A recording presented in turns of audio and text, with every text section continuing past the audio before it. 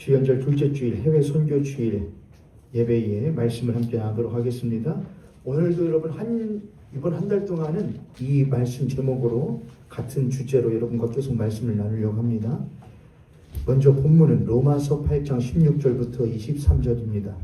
로마서 8장 16절부터 23절까지 길지 않은 말씀이니 함께 합독하여 읽도록 하겠습니다. 16절부터 23절까지입니다. 시작. 성령이 친히 우리 영과 더불어 우리가 하나님의 자녀인 것을 증언하시나니 자녀이면 또한 상속자 곧 하나님의 상속자요 그리스도와 함께한 상속자니 우리가 그와 함께 영광을 받기 위하여 고난도 함께 받아야 할 것이니라. 생각하건대 현재의 고난은 장차 우리에게 나타날 영광과 비교할 수 없다.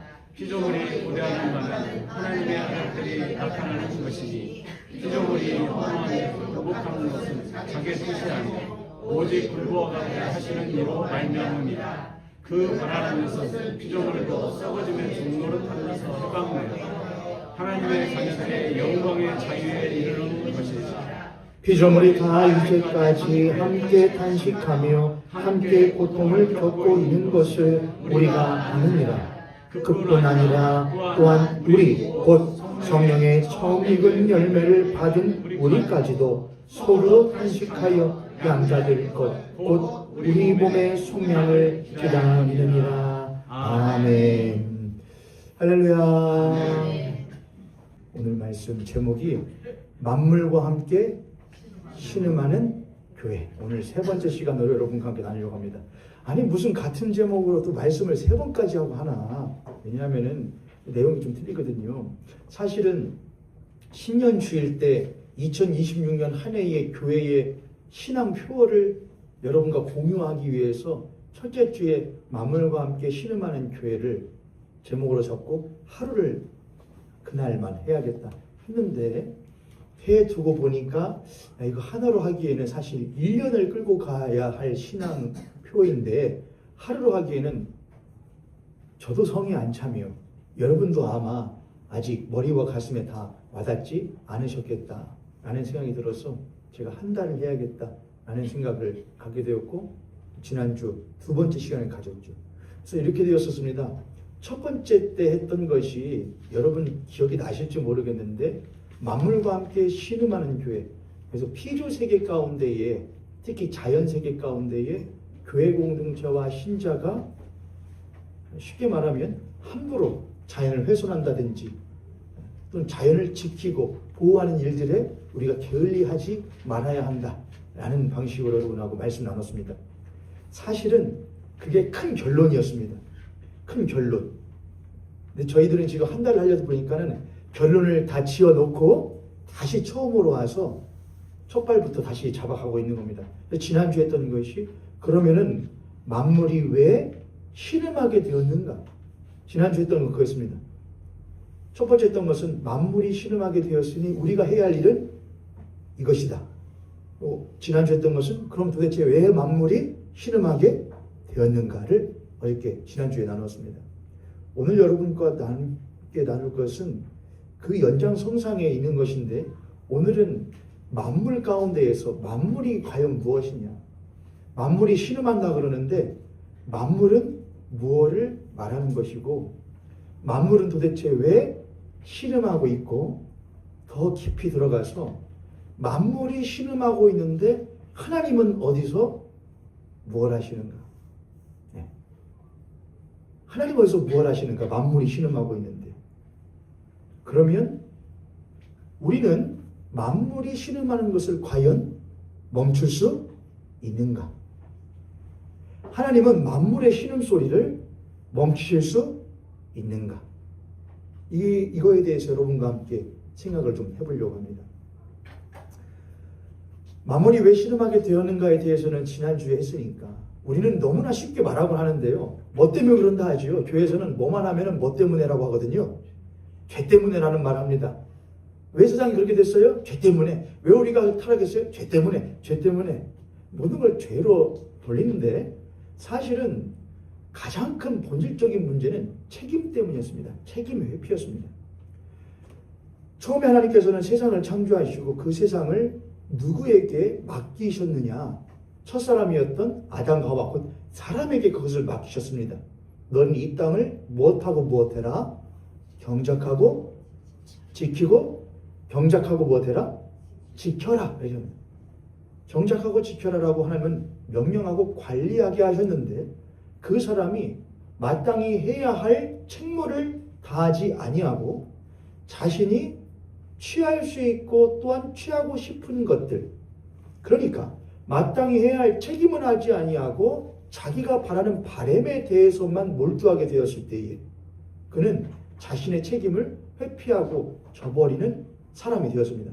그 일로 인하여서 죄라는 것이 인간과 세상에 들어오게 되었고 그것은 사람과 만물 사이를, 사람과 사람 사이를, 사람과 하나님 사이를 단절하게 만드는 단초가 되어졌습니다. 무엇이 문제냐? 책임이잖아요. 책임.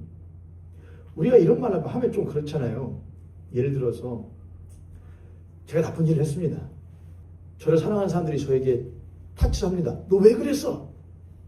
했을 때 제가 뭐라고 대답하면은 그들이 참 속이 시원하겠죠. 쟤 때문에 그래. 쟤가 나를 그렇게 만들었어. 라고 말하면은 듣는 사람들이 그렇구나. 쟤가 문제구나 할까요? 그렇게 안 할 겁니다. 저도 마찬가지로 누군가가 나쁜 짓을 했는데 당신 왜 그랬어? 했는데 그 사람이 제가 나를 이렇게 만들었습니다. 쟤 때문이에요. 라고 말하면 이렇게 말해줄 겁니다. 허튼 소리 하지 말고 허튼 소리 하지 말고 죄는 누가 저질러 놓고 당신이 저질러놓고 왜 뭘 탓을 해? 죄를 탓을 해. 저지른 건 누구잖아? 당신 자신이잖아. 책임이다, 책임.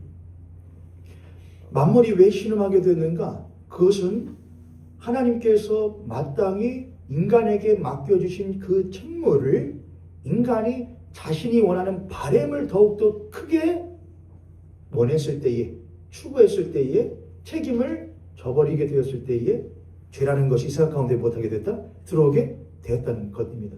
그로 인하여서 모든 것들이 깨어지게 되었다고 성경은 말해주고 있습니다. 그것이 성경을 올바르게 그렇게 보는 것이 현대를 살아가는 그리스도인들에게 매우 중요해요. 여러분들 잘 아시는 영화 가운데에 밀양이라는 영화를 참 기독교인들이 많이 불편해하기도 하고 많이 들리기도 하는데 밀양이라는 영화 혹시 아십니까 여러분? 밀양이라는 영화가 있죠. 그 영화 보면은 참 기독교 별로다, 신자 별로다라는 생각이 듭니다. 버젓이 범죄를 저질러놓는 사람이 가해자가 감옥에 들어가서 피해자가 그 가해자를 신앙 안에서 무엇하겠다고 용서하겠다고 갔는데 그 가해자가 뭐라고 말해주죠? 난 이미 무엇 받았으니 난 이미 하나님께 용서받았으니 난 평안합니다 라고 말하는 그 가해자의 대답에 피해자가 울분을 토합니다. 내가 너를 무엇하지 않았는데 아직 내가 너를 아직 용서하지 않았는데 거기에 대해서 여러분이 하나님이 용서하셨으면 된 거야. 나의 용서와 상관이 없이 하나님이 용서하셨으면 다 된 거야 라고 말하면 남일이면 그런가 할 수 있겠지만 내일이라고 한다면 그렇다 하실 수 있겠습니까 여러분? 그럴 수 없을 겁니다. 그런 게 어디 있어. 가해자는 뭐라고 분명히 말해야 되냐? 하나님이 혹 나를 용서하셨다고 할지라도 나의 잘못된 일로 인하여서 몸과 마음에 큰 피해를 입은 당신에 대해서는 나는 죽을 때까지 봅니다. 죄인이고 불편한 심정 가지고 살아가는 것이 마땅합니다. 정말 죄송합니다 라고 머리를 땅에 조아려 눈물로 용서를 구해야 되는 것이 마땅하죠. 그렇죠 여러분? 아닙니까? 그럼 조금 더 나아가 볼까요? 기독교는 사형을 찬성합니까? 반대합니까? 기독교는 사형을 반대합니까? 여러분은 어떻습니까? 여러분은 사형에 대해서 반대하십니까? 찬성하십니까? 그냥 조용히 한번 표시를 해볼까요?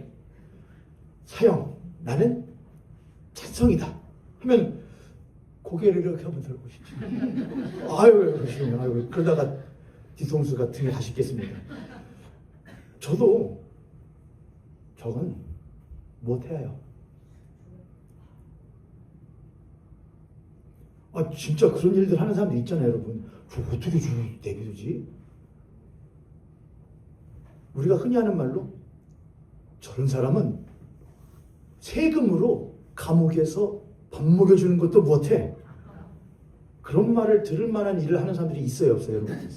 매우 많습니다. 그런 사람들에 대해서 우리 기독교가 그렇지 않습니다. 하나님은 무엇 하시는 하나님이십니다.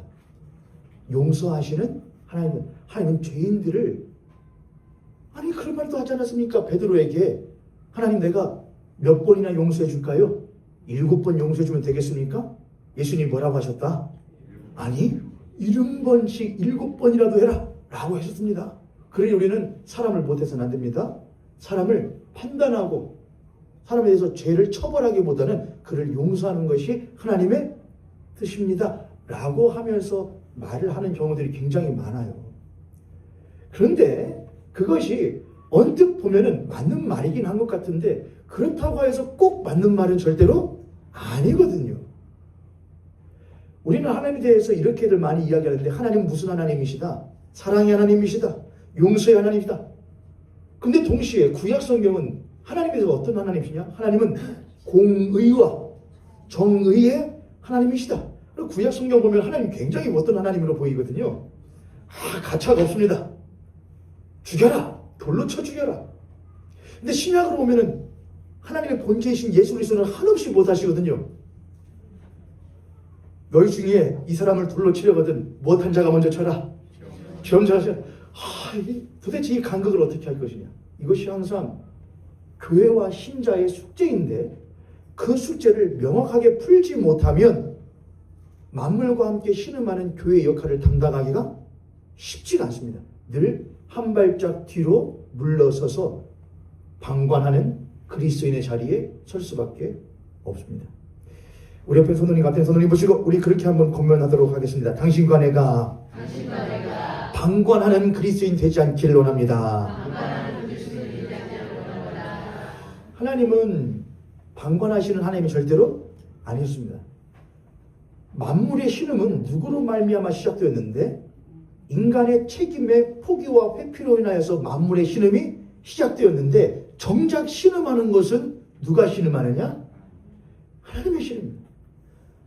만물이 죄로 인하여서 타락하게 되었을 때에 이 피조 세계는 그 땅을 맡은 인간의 횡포와 인간의 잘못된 타락으로 인하여서 괴롭힘을 당합니다. 본래는 경작과 지킴의 대상이었던 그 땅은 이제 인간의 욕심과 인간의 쾌락에 도구로 전락하여서 황폐화되고 피폐해되어지는 그런 아픔 가운데 살아갑니다. 또한 타락한 인간과 인간 사이에서는 조금 더 힘 있는 사람에 의하여서 어쩔 수 없는 이 사회의 제도와 가치와 기준과 또는 규율에 의하여서 어쩔 수 없는 가해자와 피해자가 생길 수밖에 없는 구조가 생기기도 하며 때로는 극심한 가해자임에도 불구하고 어느 정도 사회적인 통념 안에서 무엇되기도 하고 힘의 불균형 가운데에서 극심한 가해자임에도 불구하고 많은 보호를 받기도 하고 극심한 피해자임에도 불구하고 그만큼의 보상을 받지 못하는 경우들이 생기기도 합니다. 피조세계의 탄식, 극심한 피해자와 피해의 입장에 있는 사람들의 탄식 말고도 사실은 이 타락한 만물에 대하여서 극심한 신음을 가지고 계시는 분이 계시는데 그가 바로 누구시냐? 하나님이라는 겁니다. 그래서 그리스도인이라는 존재는 어떤 존재들이냐? 야 봐봐 세상 봐봐 이렇게 오염되었어. 오케이입니다. 이 세상 봐봐 사필 기종이 돼야 되는데 저 잘못된 사람들이 훨씬 더 득세를 하고 오히려 죄 없는 사람들이 훨씬 더 힘들어 라고 하는 세상의 탄식에 귀를 기울이는 사람인 동시에 그리스도인이라는 존재는 이 세상을 보고 가장 무엇해하시는 가장 가슴 아파하시며 탄식하시는 하나님의 그 탄식을 들을 수 있는 사람이 바로 그리스도인입니다. 여기 보면 이렇게 쓰여 있죠. 23절에 그뿐 아니라 또한 우리 곧 성령의 처음 익은 열매를 받은 우리까지도 속으로 탄식하여 무엇이 될 것? 양자가 될 것, 곧 우리 몸의 속량을 기다립니다. 우리 몸의 속량을 기다리면서 우리가 온전한 구원에 이르기 위하여 하나님의 자녀로서 온전한 구원에 이르러야 하는데, 그렇게 하지 못하는 이 세상에 우리의 발목을 붙잡는 세상의 끈덕진 유혹과 그것을 단호하게 뿌리치지 못하는 우리들의 이 아직 끊어내지 못한 죄성에 대하여서 우리는 무엇하느냐? 탄식한다는 겁니다. 탄식. 무엇 될 것을 바라면서요? 양자 될 것. 누구의 양자요? 하나님의 양자요. 그럼 하나님의 양자가 되는 건 하나님의 자녀가 된다는 것인데, 자녀가 된 그 하나님의 자녀는 하나님의 아들이고 하나님의 딸이고 하나님의 백성이면은 누구의 마음에 귀를 비로소 기울이게 되느냐? 하나님의 마음입니다. 하나님, 이 세상을 보시면서 나는 그렇게 생각했어요. 이 세상 오염시키는 것 봐. 나 한 명 안 한다고 이 세상 깨끗해지겠어? 저 더럽게 만드는 수많은 사람들이 있는데 이 세상 봐봐. 나 한 명 법 잘 지킨다고 되겠어? 저렇게 윗물에서부터 저렇게 썩어버렸는데? 라고 말했던 나의 이 탄식보다도 실은 훨씬 더 하나님이 이 세상을 바라보시면서 끊임없이 무엇하고 계셨다는 것? 탄식하며 신음하고 계셨다는 것을 나는 이전까지는 전혀 몰랐습니다. 나만 그렇게 힘들고 나만 신음하는 줄 알았습니다. 그런데 실은 누가 가장 신음하고 계셨다는 것을, 하나님이 가장 신음하고 계셨다는 것을 나는 이전에는 미처 몰랐습니다. 저희 가정 얘기를 하는 건 별로 안 좋은데, 저희 아이가 마트를 가서 조금 물건을 조금 몇 개를 살라치면은 카트를 보고 물어봅니다. 엄마, 우리 집에 돈 얼마나 있어요? 그러면서 제지랍니다. 이제 그만 사라고. 왜냐하면 항상 교육을 시켰거든요. 우리는 돈이 없다. 왜냐? 많다고 하면은 분명히 뭐라고 할 테니까요. 이것도 사줘라, 저것도 사줘라 할 테니 엄마 아빠는 돈이 별로 없다. 그래서 저희 아이의 머릿속에는 엄마 아빠는 돈이 별로 없다. 그래서 뭐를 흔쾌히 사달라고 잘 안 합니다. 잘 사주지도 않고요. 카트에다 뭐를 많이 하려면은 오히려 이제 아이가 그렇게 하면 우리 먹을 거 못 사니까 다른 거 사지 말라고 만류를 합니다. 철이 들었다기보다는 교육에 의한 교육이죠. 교육을 한 것이죠. 근데 진짜로 철이 들면은 엄마 아빠 그만 사가 아니고 뭘 할 것이냐? 나 그거 필요 없어요. 왜 철이 든다는 건 뭐냐면은 부모님의 뭐를 들을 줄 아는 사람이 됐다는 걸 말하는 거거든요. 부모의 신음소리를 듣는 사람이 되었다는 거거든요. 어릴 때는 못했는데 그냥 엄마 아빠가 다 해주는 줄 알았는데, 엄마 아빠가 슈퍼맨이고 슈퍼걸이어서 다 해주는 줄 알았는데 아니었네. 아빠도 아프고 힘들 때가 있고 울 때가 있고 엄마도 그럴 때가 있어서 우리들에게 최대한 해주려고 하지만 하지 못하는 것 때문에 신음할 때가 있는 엄마 아빠네. 내가 엄마 아빠의 신음을 좀 무엇해줘야지? 덜어줘야지? 라는 것이 자식의 마음, 철든 자식의 마음이죠. 그러면 그리스도인이라는 존재는 뭐라고요? 하나님의 구원받은 사람이라고요. 하나님의 자녀가 되었다고요. 그럼 자녀된 사람으로서 그리스도인은 무엇을 귀 기울이게 되느냐? 이전에는 내가 왜 구원받느냐? 아니, 구원받아야 어디 가지? 천국 가지. 철없는 사람이에요. 너 천국 왜 가냐? 했을 때 그래야 못하지. 살았을 때는 아팠지만은 죽어서는 안 아프지. 살았을 때는 고생했지만 죽어서는 고생 안 하지. 철없는 사람이에요. 당신은 왜 천국 가려고 합니까? 했을 때 철든 그리스도인은 뭐라고 대답합니다. 그래야 영원하신 나의 하나님 아버지 곁에 늘 머물 수 있지. 그걸 철든 사람이에요. 당신 왜 교회 가냐? 당신 왜 하나님이냐? 천국 가려고. 아니요. 철든 그리스도인의 대답은 당신 교회 왜 가냐? 교회 가야 하나님을 만나지. 내가 가장 귀히 여기는 그 하나님을 만나기 위해서 가지. 이게 철든 사람이에요. 그럼 철든 그리스도인은 교회 가서 무엇 듣고 오고 무엇을 깨닫고 오느냐? 하나님이 나의 일주일 동안의 삶을 보시면서 그토록 실망하셨는데, 그토록 탄식하셨는데, 나는 그것에 대해서는 귀뚱으로 듣지 않고 그저 내 탄식만 큰 줄 알고, 내 아픔만 가장 큰 줄 알고, 하나님 왜 그거 안 해주시냐고. 나 그렇게 말하면 살았네. 때로는 나는 괜찮으면은 하나님은 여전히 나를 보며 세상을 보며 탄식하고 계시는데 나 홀몸 괜찮다 생각하면은 난 그 하나님의 탄식은 귀 기울이지 않고 세상을 위하여 이웃을 위하여 기도할 생각도 함께 탄식하고 씨름할 생각도 하지 않았네 라는 것을 말할 줄 아는 사람이 실은 구원받은 그리스도인의 모습이라고 할 수 있을 것입니다. 26절부터 이렇게 또 나옵니다. 26절, 27절 함께 읽겠습니다. 시작. 이와 같이 성령도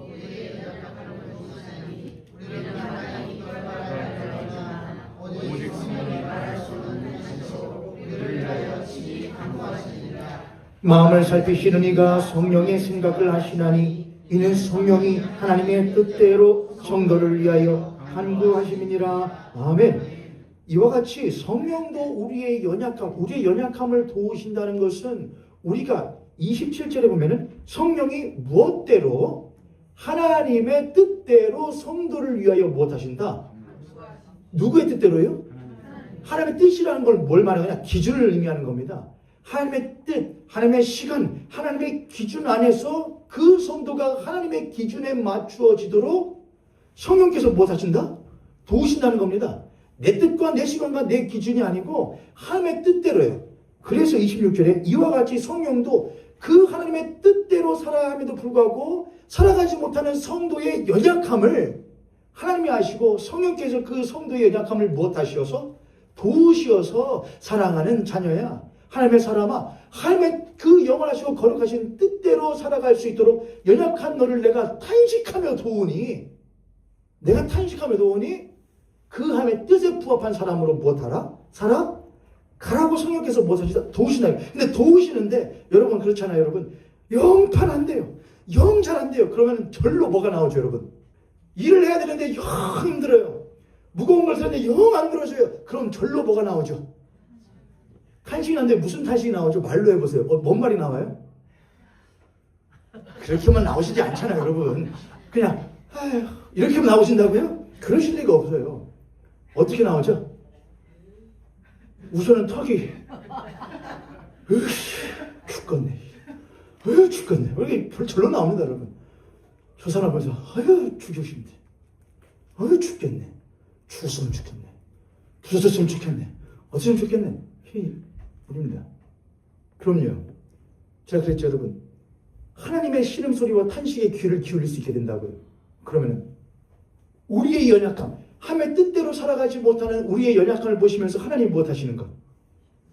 가만히 있는데 죄송합니다. 하나님을 의인한 것이니까 신성모독이라고 하지 마셔요. 너 때문에 죽었다. 응? 누가 나한테? 속 터져. 어디서 들리는 거라고요? 내 심령 안에서 나를 보시면서 하나님의 뜻대로 살아가지 못하는 하나님의 그 탄식 소리를 내가 들을 줄 알아야 철든 그리스도인이 되는 것이고, 더 나아가서 하나님이 세상을 바라보시면서 신음하시는 그 소리에 귀를 기울일 자는 것이 철든 그리스도예요. 그 대표적인 예가 성경에 바로 욥기서입니다. 죄송해요. 요나서입니다. 요나서. 하나님이 어디를 보시고 이스라엘 백성의 반대편에 있는 나라, 적국인 나라를 보고 그 나라의 수도인 니느웨에 가서 뭘 선포하라고 했을 때에 하나님이 너희들을 회개하면 무엇하여 주신다? 구원하여 주신다고 전하라 했을 때에 요나가 무엇하죠? 요나는 내 나라의 탄식 소리에는 귀를 기울일 줄 아는 사람인데 남나라의 탄식 소리에는 귀를 못 기울이는 사람이거든요. 그래서 가라 했을 때 가요? 안 가요? 안 가요. 하나님의 탄식 소리가 안 들리는 거예요. 내가 왜 가요? 저 죽어야 되는 것인데 내가 왜 가요? 안 갑니다. 우여곡절 끝에 풍랑을 만나고 물고기 뱃속에 들어가는 여러 가지 우여곡절 끝에 결국에는 그 땅에 가서 뭘 하게 됐죠? 전하고 나서도 그는 여전히 하나님의 탄식 소리가 들려요? 안 들려요? 안 들려요. 그리고서는 니느웨 땅에 다 너희들 회개하면 죽는데 금방 후루룩 다 전한 다음에 그 땅에 멸망당하는 거 구경하려고 언덕백에 올라가서 천막 쳐놓고 잠을 자는데 하나님이 뭘 만들어주잖아요. 박농쿨로 그늘을 만드시니까 아우 좋다. 뭐가 사라졌어요? 요나의 탄식이 사라졌잖아요. 아우 좋다. 아우 살겠다. 그리고서 그 박농쿨이 자고 일어났더니 못해져 버리죠. 하나님이 벌레를 보내셔서 다 먹여버리게 하니까는 그늘이 사라지니까는 요나가 그때부터 다시 뭐를 시작해요? 탄식하잖아요. 아우 죽겠네. 하나님 왜 이렇게 하냐고. 그때 하나님이 뭐라고 하시냐? 하나님의 탄식을 들려주십니다. 요나야, 너는 이 박넝쿨도 너에게 참 못해서 귀하지. 나에게는 나를 알지 못하는 저 사람들이 나에게는 그토록 귀한 거야. 넌 내가 한번 모르잖아. 그 하나님의 탄식 소리를 그제서야 말씀해 주세요. 그게 요나서거든요. 만물과 함께 신음하는 교회가 된다는 것은 무엇이냐? 첫 번째, 하나님의 신음소리를 들을 줄 아는 그리스도인이 되다는 걸 말합니다. 교회를 왜 다니느냐? 나보고 받으려고요. 맞습니다. 그러면 나의 구원은 결국에 결론은 어디로 가려는 것이냐? 나의 구원에서 너의 구원으로, 너의 구원에서 우리의 구원으로, 그리고 이 피조세계의 구원이 되어 하나님의 그 신음소리를 어떻게 하면 조금이라도 못하게 만들 수 있을 것인가? 덜게 만들 수 있을 것인가?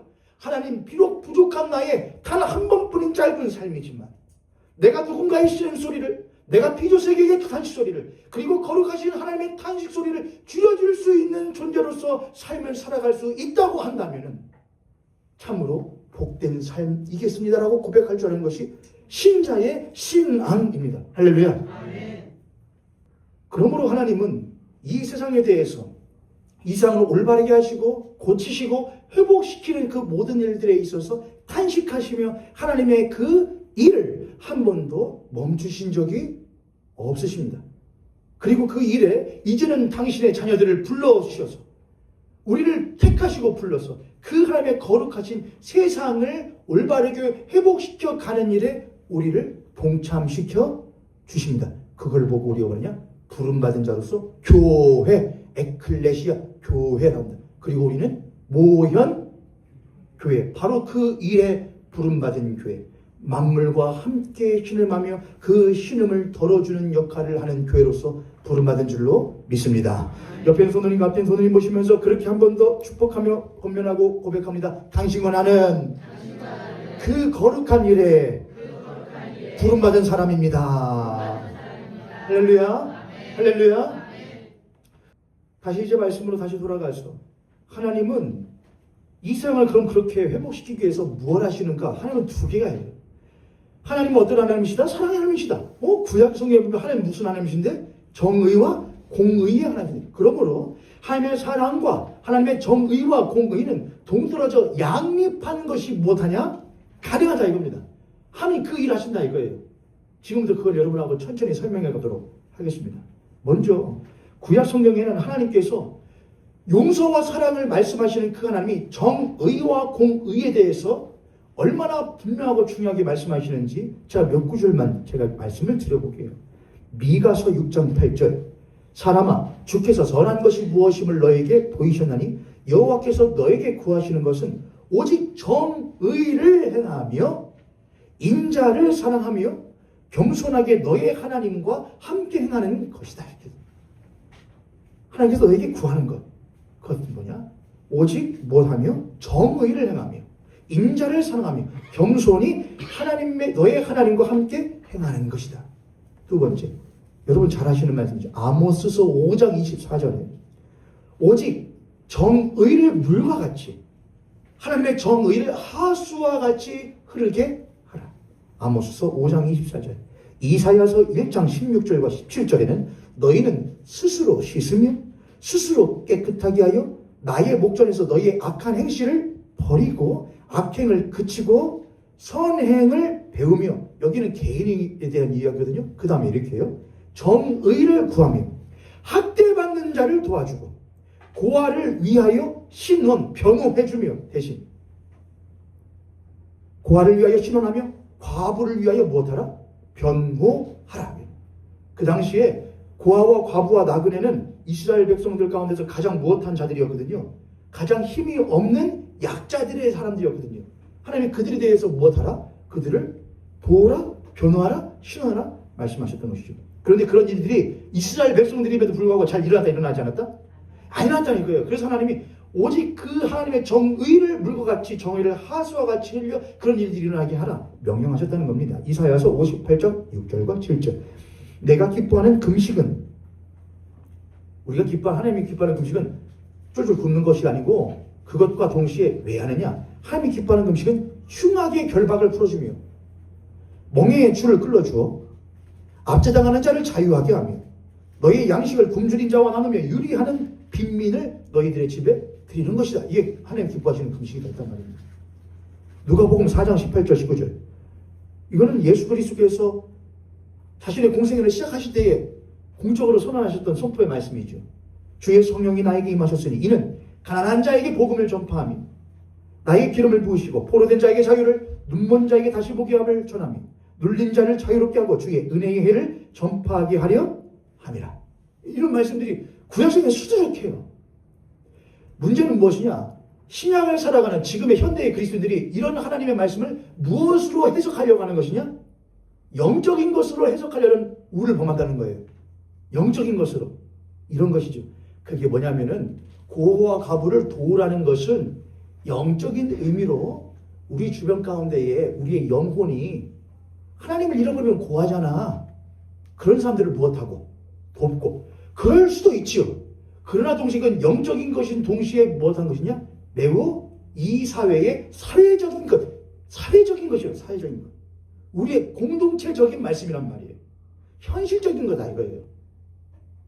우리는 현실적인 것을 우리가 보세요 여러분. 보이지 않는 하나님을 섬기는 것은 쉬워요 안 쉬워요? 매우 어려운 일이죠.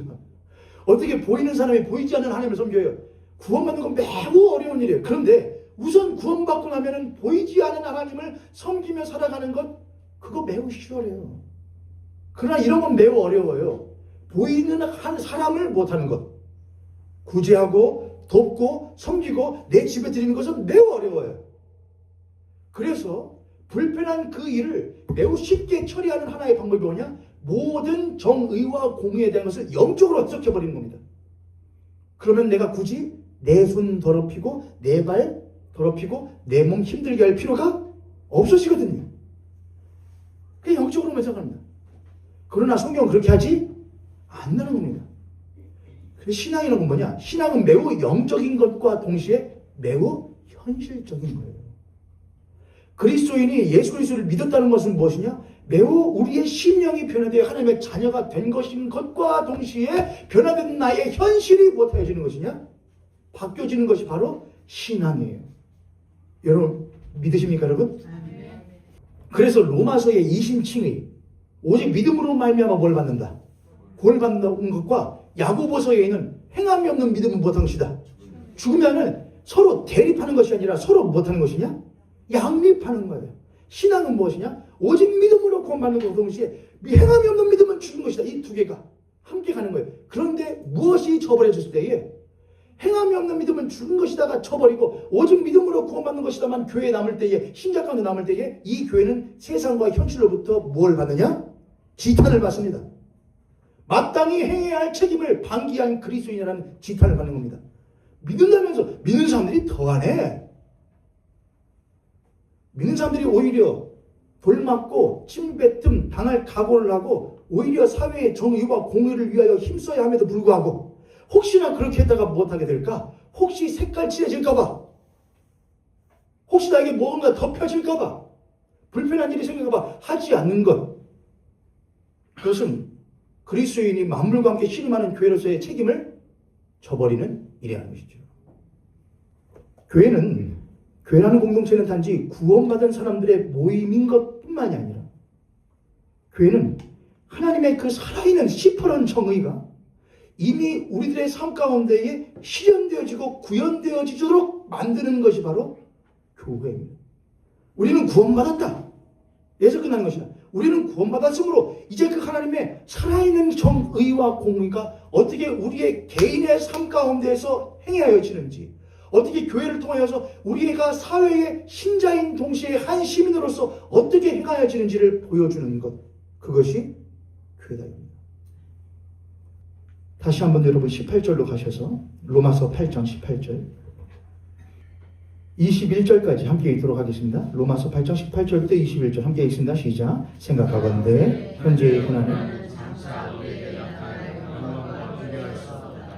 피조물이 구별하는 바는 하나님의 아들들이 나타나는 것이니 피조물이 험한데 굴복하는 것은 자기 뜻이 아니고 오직 굴복하게 하시는 이로 말미암아 그 바라는 것은 피조물도 썩어짐의 종노릇한 데서 해방되어 하나님의 자녀들의 영광의 자유에 이르는 것이니라. 아멘.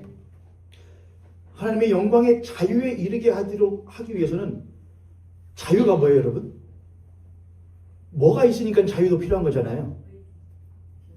묶임이 있으니까요. 억압이 있으니까요. 그러니까 뭐가 필요한 거냐? 자유가 필요한 거죠. 그러면 뭐가 억압을 해요? 뭐가 붙들어요? 죄. 그리고요. 율법. 우리가 이제 로마서 말씀대로 하자면 그렇거든요. 그럼 다시 그래서 만물이 처음 타락하게 되었을 때에 하나님과 사람 사이가 단절되어지고 사람과 사람 사이가 단절되어지고 사람과 피조 사이가 단절되어지거든요. 왜곡되어지게 보고 서로 상대방을 나의 배필로서 바라보지 않고 나와의 경쟁자로서 보는 것이 죄의 모습이거든요. 그러면 경쟁하는 사회 가운데에서 서로 생존하는 것이 아니라 상생하는 것이 아니고 경쟁하는 사회 가운데에서는 뭐가 우리를 억압을 하냐? 생존이 억압을 합니다. 생존이요. 생계가 우리를 억압을 해요. 또 더 나아가서 우리의 생활이 억압을 합니다. 모현교회가 작은 교회예요, 큰 교회 여러분? 모현교회.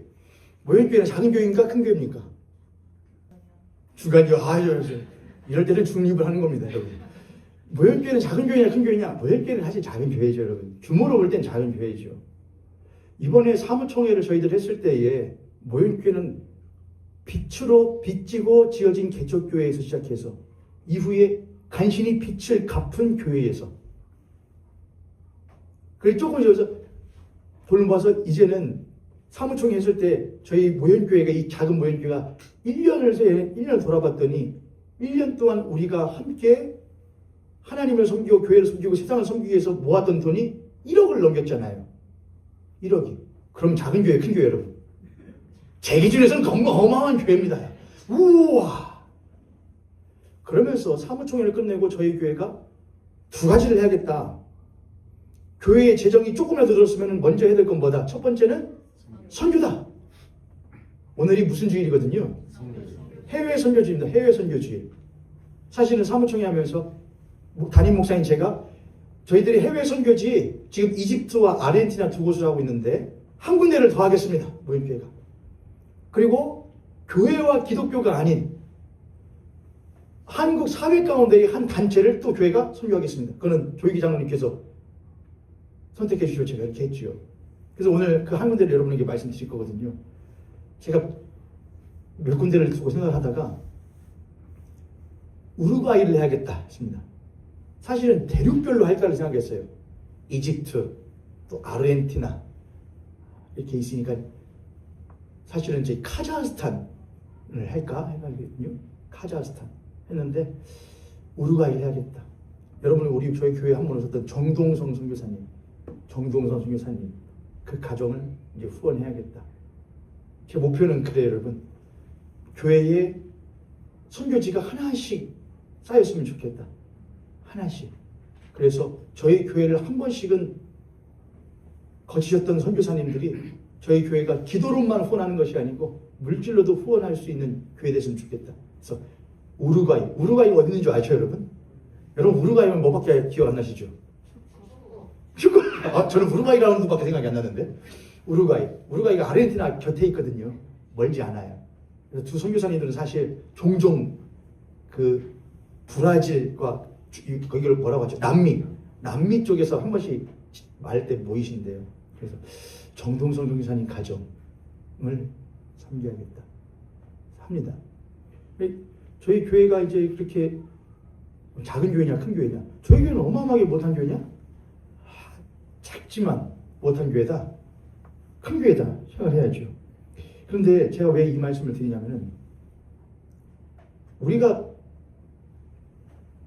만물이 타락하게 되었을 때에 사람과 사람 사이, 하나님과 사람 사이, 그리고 사람과 피조세의 사이가 못 된다고 생각했잖아요. 단절되어진다고 그랬잖아요. 그랬을 때에 우리는 상대방을 무엇으로 바라보지 않고 전에는 배필로였는데 배필로 바라보지 않고 무엇로 바라본다? 경쟁 상대로 바라본다. 서로 상생, 서로 생존이 서로 상생하는 것 아니고 나만 못하기 위하여 생존하기 위한 경쟁 구도로 바라보게 되는 것이 우리의 뭐라고요? 억압이라고요. 그래서 우리의 생계, 우리의 생활, 우리의 생존이 매우 중요하거든요. 그래서 교회도 그런 것에 빠지면은 무엇 하게 되느냐? 아유, 내 거가 뭔데? 내 거가 석전되나면 아주 입에 붙이고 삽니다. 지금 내 거가 석전데 누구를 돕고 앉아? 모형교회, 찌까란 교회가 지금 누구를 돕고 앉아서 우선 교회부터 더 실력은, 남이 들으면 그러겠죠. 조금 더 큰 교회 규모면은 실력은 우리 청년부 부서 하나 그 재정이요. 그런 데도 있겠죠. 그러나 저러나 우리가 접근 그건 마땅히 해야 할 우리의 책임이 뭐냐? 돕는 겁니다. 함께 사는 겁니다. 그들도 함께 우리와 함께 살도록 하는 거예요. 만약 우리가 그렇게 하지 못하고 아유 지금 우리가 지금 그렇게 생겼는데 라고 하면은 우리는 무엇에 억압되는 거냐? 우리 자신의 생계와 생존과 생활에 억압돼요. 우리가 마땅히 해야 할 거룩한 책임과 우리의 거룩한 사명을 방기하는 겁니다.